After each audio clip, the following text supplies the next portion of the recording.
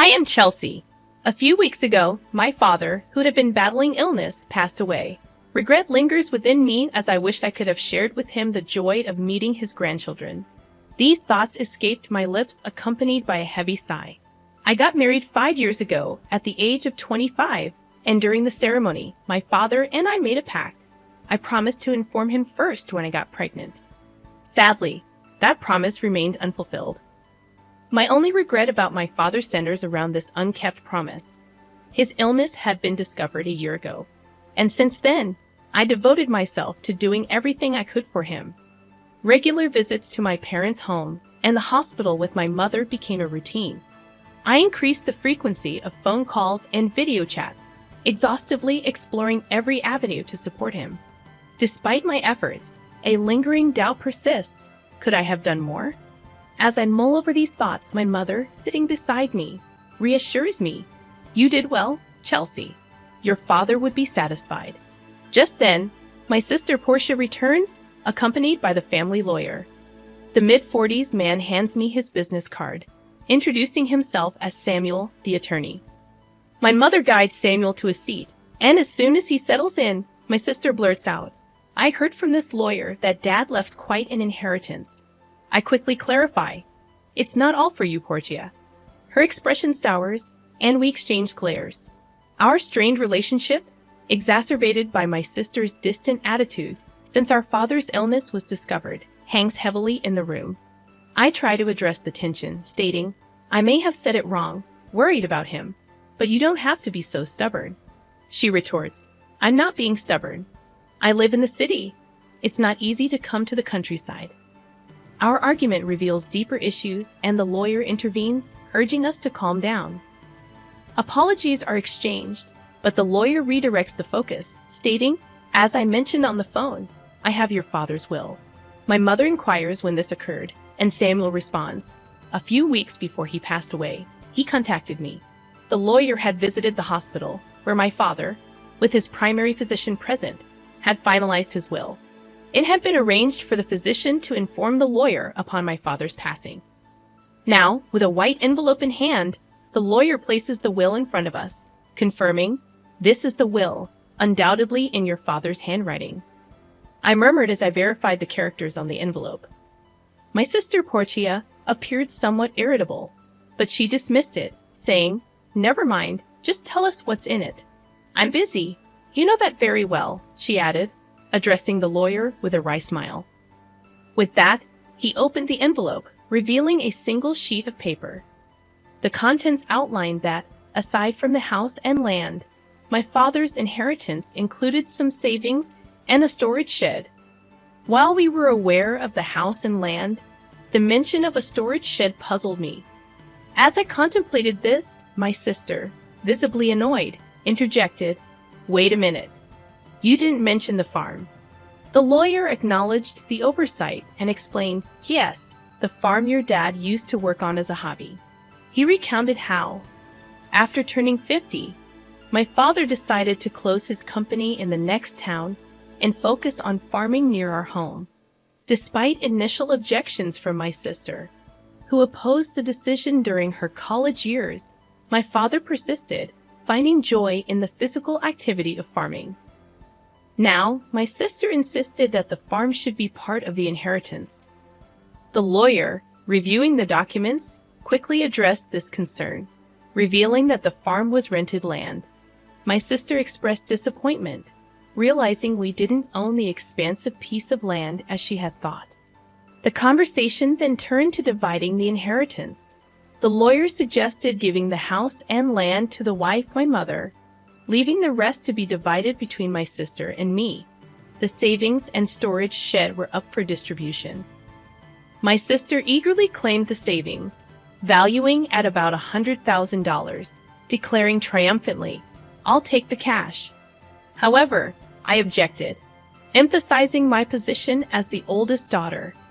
I proposed that she could have the storage shed, questioning its significance.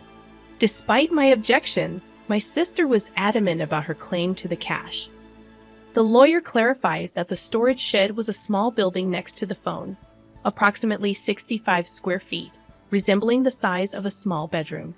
He presented photos of the shed, revealing its dilapidated exterior and basic contents, consisting mainly of ordinary tools like hoses, scissors, and shovels. The realization dawned that the shed held little monetary value. "I don't want it," my sister grimaced. I painted the photos too. It was all very ordinary. These are sentimental items, but they won't bring in money. As I pondered this, my sister reluctantly agreed, saying, "Fine, I'll take the cash. You can have that dirty shed." However, I found it unfair. "Hold on, that's not fair. You agreed to the vegetable farming. What are you complaining about now?" My sister countered, making it difficult to argue. Still, I couldn't let her take all of Dad's inheritance without a fight. My sister pressed me, asking if we were good. My mother chimed in, saying, "As long as Portia won't complain later, I have no objections." Reluctantly, I nodded, and the division was settled. My sister grinned, and feeling uneasy. I immediately objected, saying, "Well, I'm not satisfied." "Give it up. You're so greedy," my sister retorted. Her words left me speechless, and I couldn't deny that family was more important than money. My sister abruptly ended the conversation, and in the end, my mother got the house and land. My sister got Dad's savings, and all that was left for me was the dirty shed. My sister, laughing loudly, signed a document promising not to complain about the inheritance division. Filled with complaints, I couldn't help but vent to my mother. "Mom, why didn't you help me?" My mother replied, "I did help you. I made sure you got the shed." Unhappy about inheriting the shed, I puffed out my cheeks in response. The next day, armed with the shed key from the lawyer, I headed to the shed near the field, a 10-minute walk from home along a deserted rural road. Finally, reaching the empty field, I opened the dusty shed and began looking around for something sentimental from Dad. Yet, all I found were tools and nothing special. Disheartened, I considered taking what was inside when I noticed something odd. The shed seemed smaller on the inside. Puzzled, I walked around to the back and gasped. There was another door. This second entrance wasn't visible from the inside, creating a mysterious space accessible only from the back. Excitement surged through me as I thought, this must be Dad's surprise. Dad loved surprises, even on birthdays. Memories flooded back and tearing up. I returned inside, searching for the back door key. After finding 2 hidden keys in the handle of a shovel, I tried one in the door at the back. With a click, it opened, revealing a cramped space with a large safe. I wondered, is this from Dad's company? I recognized the safe. It was the same one I saw in the corner of his office when I was a child. Nostalgic, I hugged the safe. This was a true memory of my father, and I felt fulfilled. This alone made the inheritance worthwhile. However, knowing Dad, this couldn't be the end. There had to be more surprises. There's got to be more surprises, I muttered as I inserted the second key into the safe. With a slightly rusty sound, the safe opened. What? No way. The moment I saw the contents, I was stunned. Inside was an unexpected inheritance. Overwhelmed, I locked the safe and rushed to my mother. After explaining the situation to her, I called my husband, and with his help, we moved the safe from my parents' house. Then it hit me, the contents of the safe were undoubtedly Dad's. However, if it's part of my inheritance, including the shed, I might have to pay inheritance tax. Better get this checked out thoroughly, I thought. The valuable contents of the safe prompted me to consult the lawyer. According to him, for inheritance tax matters, it's better to consult a certified public accountant. So I got a referral to an accountant from a friend and left all the complicated matters to them. The year passed in this way, and just when I thought things had finally settled down, my sister showed up near my home. "What brings you here all of a sudden?" I asked. "Well, I had some business at our parents' house, so I stopped by, yeah, something like that," my sister replied, her behavior appearing strange. No matter how you looked at it, even if my home was close to our parents', it was still a 20-minute drive. We weren't the kind of sisters who would casually visit, especially after the tension of our dad's inheritance. I couldn't shake off my suspicion as I looked at her. My sister, acting a bit nervous, asked, "Can I come in?" "Sure, but what's the matter?" I inquired, I have something to talk about, my sister said, forcing a smile. Reluctantly, I let her into the house. After serving some coffee, she started to fidget, and then began to speak. So, did you win the lottery or something? She asked. What? No. I didn't, I replied. Then did your husband get a bonus? She questioned, puzzled. I never buy lottery tickets because I'm not interested.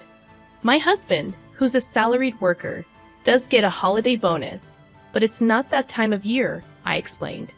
Confused, I asked her directly, Hey, what are you talking about? Suddenly, my sister got angry. What are you making fun of me? No. What are you talking about? She snapped. Money. Money, you have it, don't you? Money. My sister spoke excitedly. It was a story from a few days ago. Living in the city, my sister had run into our aunt by chance, and the woman started the conversation like this. I know how hard it's been for you since you lost your father. Are you doing okay? Yes, well, I visited him many times when he was sick. Thank you. But you must be relieved, right? Getting such a big thank you gift. Thank you gift? Yes, your sister sent me a $500 gift card as a thank you for visiting him. What caught my sister's attention was the gift card. Hearing that I had sent it, she was convinced I had come into some extra money. You got a windfall, didn't you? Just admit it. My sister interrogated me. Ah, that's what this is about, I sighed. My sister didn't like my attitude and yelled, What's with that attitude? Are you mocking me? No, it was a thank you gift. So, where'd you get the money for it? That's what I want to know. From the inheritance, remember? I replied. So, I sent thank you gifts to relatives who had helped us. I began, and upon hearing this, my sister frowned. All you got was that dirty shed, she remarked. Yes, that's true. But you can't sell that for money.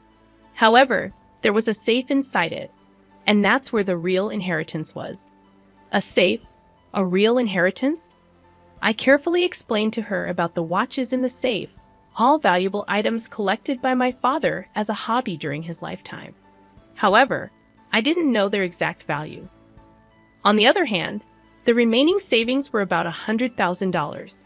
Considering he was a business owner who could retire early, that amount seemed small, leading me to think he might have invested a lot in those watches. If they're valuable, you'll have to pay inheritance tax, my mother had said after seeing the contents of the safe. What should I do, Mom? When I asked, my mother thought for a moment and advised, Things like this always come out. You should declare it properly. How? Well, let's ask that lawyer we spoke to recently. So I consulted the lawyer again, and I was told that if you inherit valuables, the inheritance tax is determined by their value. At that time, I was also told that a certified public accountant could handle it for me. As a result, it was found that the watches alone were worth at least $500,000. With watches this valuable, you'll have to pay inheritance tax. How should I pay it? I asked. The lawyer suggested, how about keeping the ones you're emotionally attached to and selling the rest? Certainly, it didn't make sense to me, who didn't know the value, to hold on to such expensive watches. I'd rather someone who understands their worth have them. With that thought, I sold some of the watches, used the money from the sale to pay the inheritance tax, and sent thank you gifts to the relatives who had helped us. Those thank you gifts were the gift cards my sister was talking about.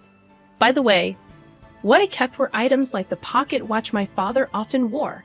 I showed my sister the pocket watch as I told her this story. This one isn't expensive, but it holds the most memories for me. However, my sister frowned upon hearing my story. What? You don't have any left? She questioned. No, there are still some in the safe. Where's the safe? I explained, it's at Mom's. The safe is too big for this house. It's the one Dad used at his company. My sister looked away, seeming deep in thought. I felt uneasy seeing her like this, but right after that, she stood up and said, I'm leaving. Now that I know where the money came from, and left. Considering how money-minded my sister is, I thought she might demand some of the money from the watch sales. I was relieved she left without making a fuss. However, in my relief, I forgot the unease I had felt earlier. My sister isn't that understanding, and I have forgotten that. I was reminded of this late that night when I got a call from my mother. Chelsea, it's urgent. Come over right away. What happened, Mom? It's just really bad, my mother said, frantic and unclear. My husband and I rushed to my mother's house, and as we approached, we noticed something strange. The area around my parents' house was lit up in red. What's going on? The reason became clear as we got closer. Several police cars were parked outside my parents' house. I navigated through the crowd and called out to my mother. What happened, Mom? According to her, it was after 9 p.m., and feeling tired, she had gone to bed already. Soon after, she heard strange noises. Sounds like someone searching for something coming from beyond the door.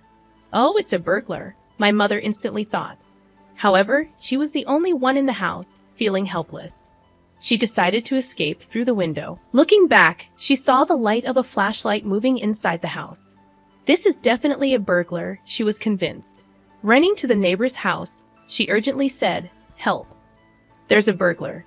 Hearing this, the neighbor immediately came out. They too saw the swinging light my mother was pointing at and called the police, thinking it was a burglar.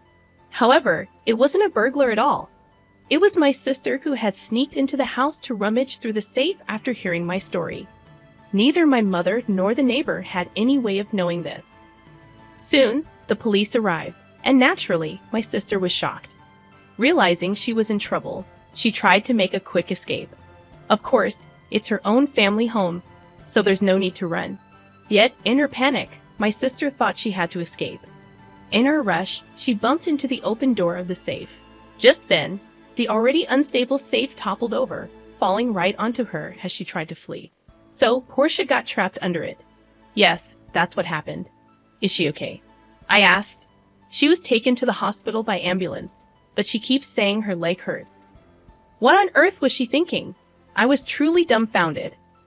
Afterward, my mother and I apologized to the police officers who had come to help, feeling bad for calling so late. I also phoned my sister's husband. Wait, you're saying Portia broke into her own family home and got injured? He questioned. Yes, that's correct. What is Portia doing? She doesn't even do housework. I'm really sorry about my sister. That's it. I'm filing for divorce. Divorce? Actually, according to my sister's husband, she had racked up a considerable amount of debt. Apparently, she had been spending a lot on brand name items, and he had just found out. They had a huge fight, and in the end, my sister stormed out of the house, saying, "I'll borrow from Mom and pay it back." Turns out she had already used the $100,000 she inherited to pay off her debts. Still short, she came to me to scrounge for more money. Learning about the contents of the safe led to her actions, which in turn led to this whole mess. No wonder her husband was furious. In the end, my sister, who had fractured her leg, was hospitalized. Her husband came to the hospital and started talking about divorce. Naturally, my sister made a scene. I'm not getting a divorce. Absolutely not. But it was too late. Her husband had brought the divorce papers. Seeing them, she had no choice but to sign. Now she's lying in her hospital bed stunned. There's a part-time job magazine next to her, so she's probably planning to start working part-time to pay off her debts. That would be a relief for me. As for me, I decided to move back to my parents' home after all the commotion. Of course, I'm worried about my mother, but there's another reason. I found out I'm pregnant.